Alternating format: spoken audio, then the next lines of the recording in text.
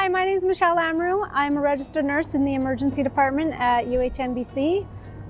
Every day, me and the other staff work with people who are having strokes or heart attacks and other ailments. And right now, there's lots of people coming in with COVID, and it's really busy.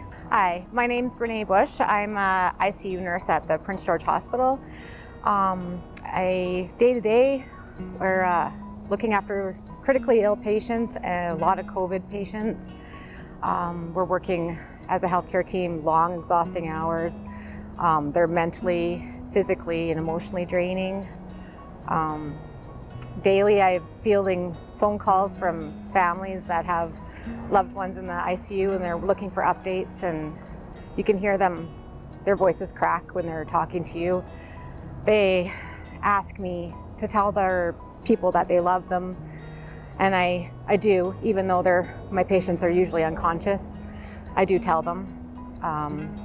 My face hurts from my respirator that I wear on a daily basis. Yeah, it's been a long haul.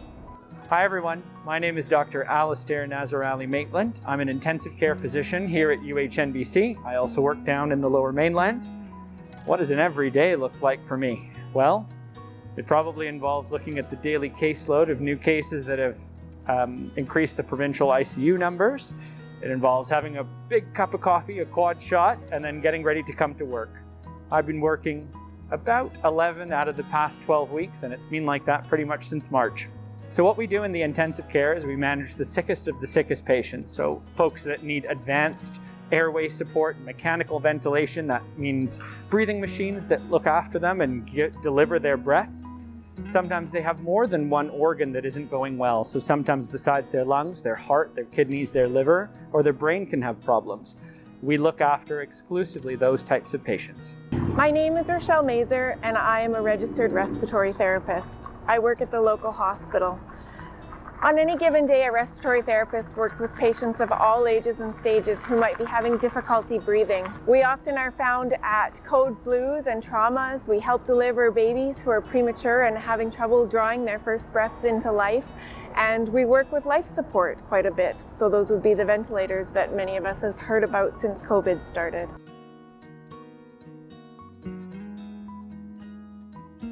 I'm actually working. I was planning on going and seeing my family after Christmas, but now I'm not going to be.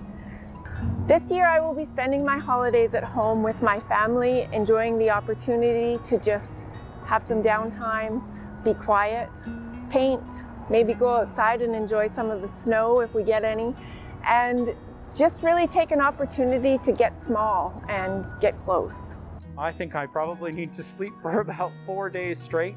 I'm going to try and spend a little bit of time at home with my other half, put up a Christmas tree, catch up on a little cycling because I think I've inherited a COVID-10, and just get ready to start up again come early January, where it's most certainly going to be a marathon. This year my holidays are going to be small. It's just me and my children staying home. No one's coming over. We're not going anywhere. We're just keeping it small and simple and safe.